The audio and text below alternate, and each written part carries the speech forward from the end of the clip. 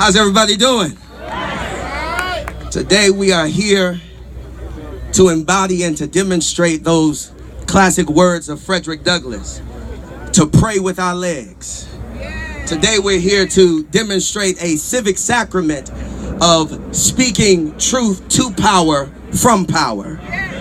Today we are here to not only let Donald Trump and his administration know that we are serious about justice, but today we're here to declare that democracy can no longer be under attack. There's a great moral corrosion and cancer that is eating away at the heart of our democracy, and it is white supremacy. But we, as people of conscience and people of faith, we can not only be outraged when white supremacy shows up with tiki torches and lynching ropes. We have to be against white supremacy in all of its forms. White supremacy in the classroom, white supremacy in education funding formulas, white supremacy in unfair sentencing, white supremacy that happens in policing. We cannot just be upset about those overt offensive forms of white supremacy. We have to see and call out and exercise the demon of white supremacy whenever it rears its head.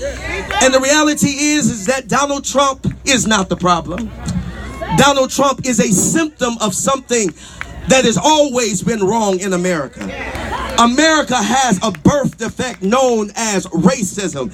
It is embedded in the very coursing through the veins of our republic is white supremacy. That is what made America so-called great, that it was built on the backs of stolen people and stolen land. There's something inherently wrong with our country. But today we're here to demonstrate that we may not be elected to positions, but we were born into power.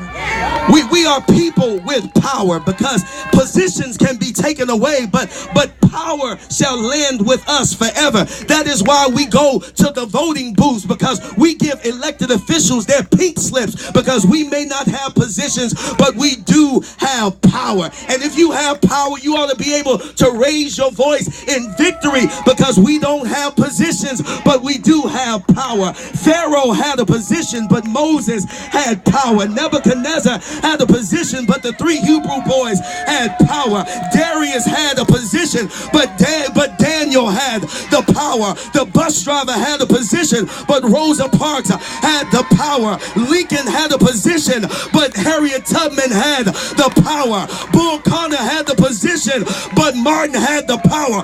Trump and Jeff Sessions may have position, but we have the power.